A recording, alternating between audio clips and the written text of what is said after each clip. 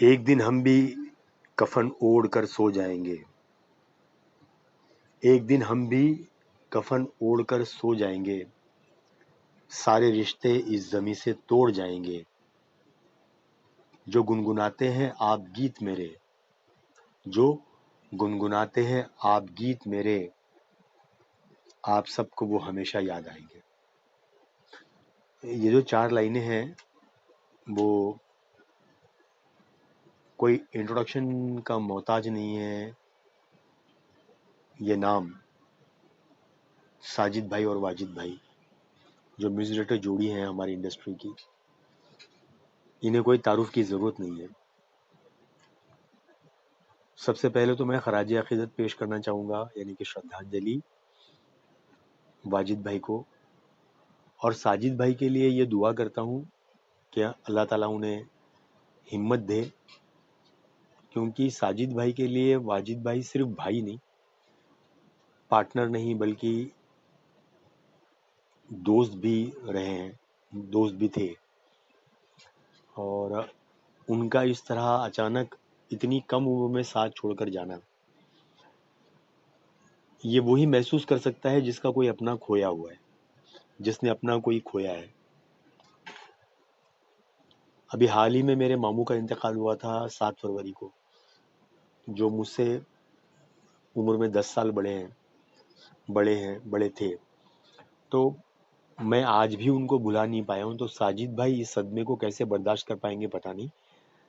साथ ही साथ मेरी फिक्र कहीं ना कहीं सलमान भाई के लिए भी है, कि सलमान भाई के लिए लाइफ में जो बहुत सारे झटके लगे हैं, बहुत सारे झटकों से सलमान भाई, बहुत सारे प्रॉब्लम से सलमान भाई उभरे हैं।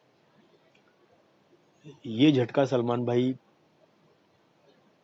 वाजिद भाई के जाने का,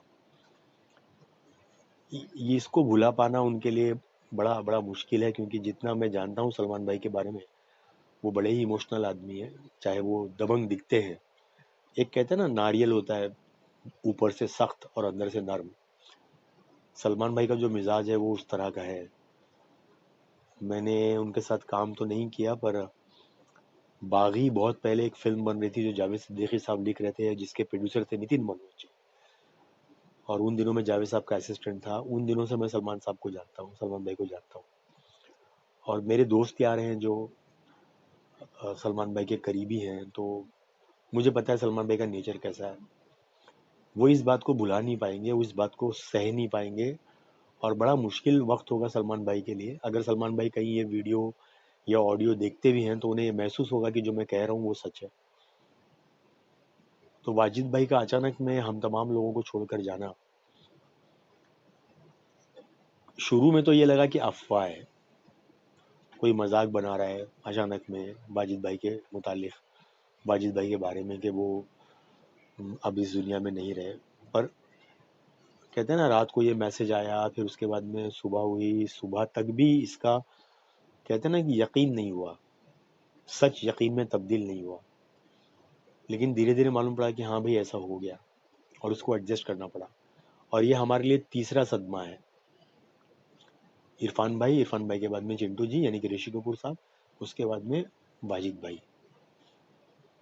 तो तसल्ली इस बात को लेके करनी पड़ती है कि शुरुआत जिस शख्स के साथ, जिस पर्सनालिटी के साथ, जिस प्रोडक्शन के साथ उन्होंने की थी, SK film, Salman Khan films, जिन्होंने उनको ब्रेक दिया था, प्यार किया तो डरना क्या फिल्म में, वहां से लेके बहुत अच्छी बात यह है कि आखिरी वीडियो भी साजिद भाई वाजिद भाई ने सलमान भाई के लिए बनाया, भाई भाई, जो अभी रमज़ान के दौरान जो वीडियो एल्बम आया है। तो मैं सभी से, जो लोग साजिद भाई वाजिद भाई से जुड़े हैं, सभी लोगों से ये रिक्वेस्ट करता हूँ, गुजारिश करता हूँ कि अल्लाह आप तमाम लोगों को इस सदमे से बाहर आने की हिम्मत दे, हौसला अफजाई दे। और वक्त है सर, जावेद अख्तर साहब ने कहीं पे कहा था, जो मुझे याद है, कि वक्त की बहुत अच्छी बात यह है कि वो गुजर जाता है, चाहे अच्छा हो चाहे बुरा। और जैसा कि मैंने शुरुआत में कहा था कि मेरे गीत जो हैं वो आपको हमेशा याद आएंगे। तो वाजिद भाई के और साजिद भाई के बनाए हुए गीत हमें हमेशा याद आएंगे। और साजिद भाई के लिए अब चैलेंज है वाजिद भाई के बिना काम करना।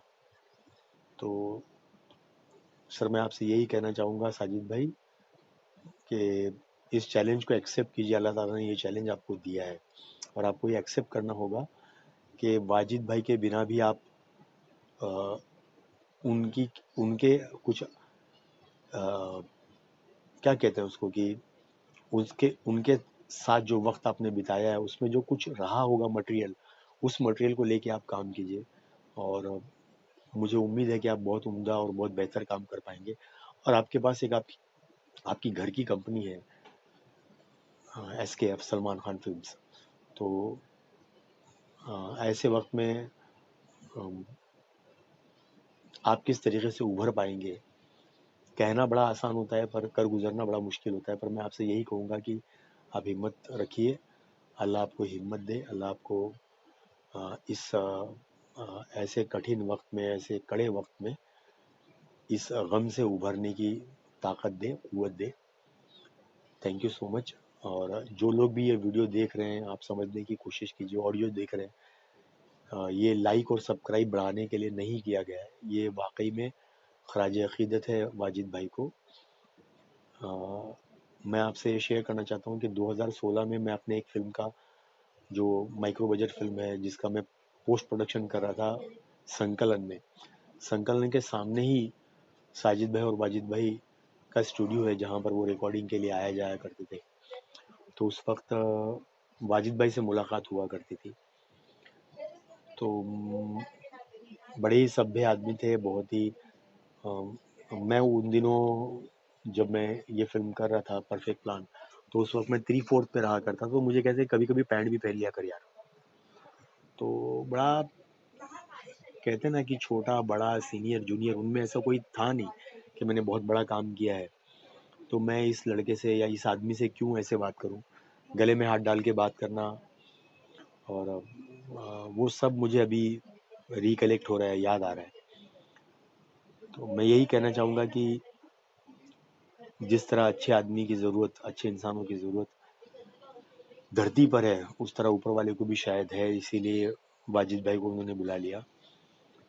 तो ये तो सच है कि हम उन्हें कभी भुला नहीं पाएंगे और वो हमेशा हमारे दिलों में रहेंगे। मैं यही कहते हुए कि आप सब लोग उनके मग़फ़िरत के लिए दुआ कीजिए कि अल्लाह ताला उनको जन्नत नसीब करे। और साजिद भाई को हिम्मत दे, हौसला दे कि वो इस गम से उभर पाएँ और बाहर आएँ और अपना काम करें। अल्लाह हाफ़िज़। God bless.